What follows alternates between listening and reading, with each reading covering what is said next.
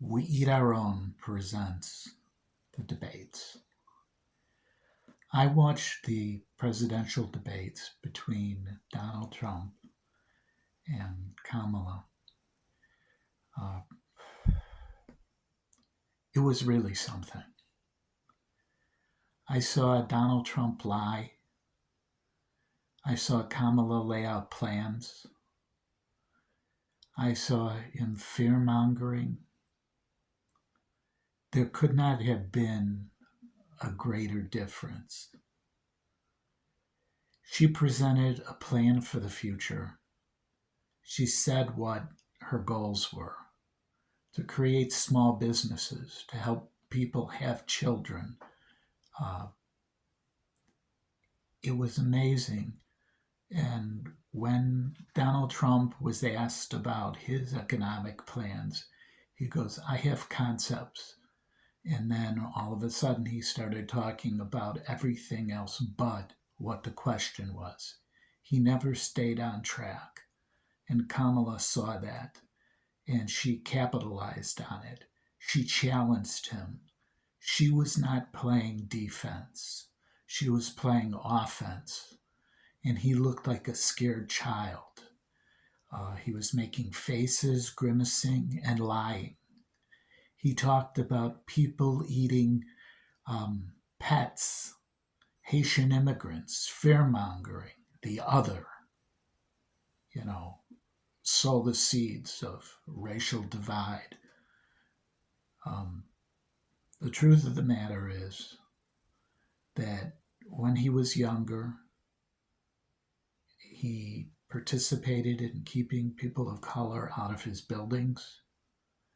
His family was involved with the Klan. Um, they were bigots. His nephew had said that he had heard him use the N word many times. And don't forget, he was responsible for taking out an ad on the Central Park Five, where all of them were exonerated. But let's talk about the pundits. The pundits on his side, they were questioning why were they fact-checking Donald Trump when he said that Haitian immigrants were eating pets. So in a debate, you can blatantly lie and not be fact-checked? Maybe that's what the American people don't want. Maybe they don't want the truth. I think that's bullshit. I think we all want the truth. We want to know what your plan is for the future. We want to know what you're going to try and do. To be fact-checked is nothing. You could say we're being invaded by aliens, and maybe people will believe you. I remember they said, you can't yell fire in a crowded theater. That's what Trump is trying to do. He's trying to yell fire in a crowded theater. We have proof of that. It happened after the last election when he encouraged all of his followers to fight like hell and go down to the Capitol and disrupt the peaceful transfer of power. It has never happened before in the United States, a peaceful transfer of power. You heard his people yelling, hang Mike Pence. He talks about how there's going to be a bloodbath now. Now he's trying to walk it back and say, well, I meant with the economy. He also said that the economy would crash under this current president, Biden. It didn't. It's actually the stock market is better than it's ever been before.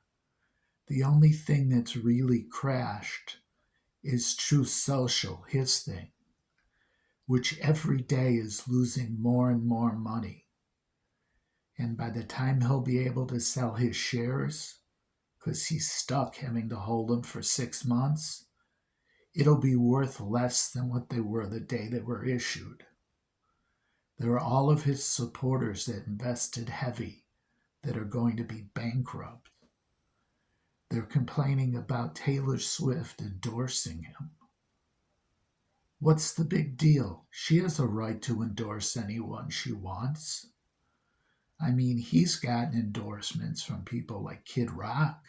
They didn't say anything about Hulk Hogan. Every political candidate has always gotten endorsements from somebody, some entertainer. That's what she is. She's an entertainer. Okay, she's a megastar. But does that mean she shouldn't say anything? They're incensed because there's thousands of young people who are registering because she told them to. She put links for them to register so they could register more easily. They're upset. What is the right fighting about? They don't want people to vote? They only want their people? They don't want the American public to vote? I mean, the elections are already kind of gerrymandered with the Electoral College.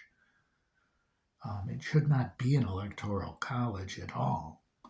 That's a vestige of slavery that was put in. It should be the person who has the most popular votes wins the election. I mean, you would assume that the one with the most votes wins, that democracy would rule, but that's not how it is. If you were in certain states, even if you don't have as many votes, you could win. The truth of the matter is it's all about power. There hasn't been a presidential candidate on their side that's won with popular votes for a generation. That Trump didn't have the most votes in the last election. No, Biden did, even though Trump says he did. He didn't have the most votes when he was elected president. Neither did the last Republican president. It's all about power. It's not about representing the total populace of the country. It's all about power. The vestige of the Civil War, we're still dealing with it.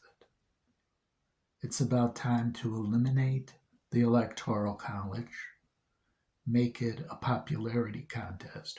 He who has the most votes wins across the country.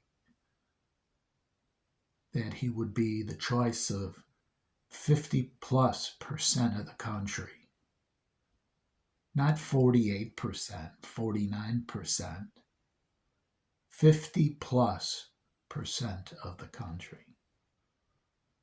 That's all I gotta say. And remember, nobody's eating dogs and cats. It's all fiction. The election fraud that they're complaining about, they're the ones who are committing it. We thinks thou dost protest too much. That's all I have to say. Hope America wins, and we have a free country, not a dictatorship. Bye.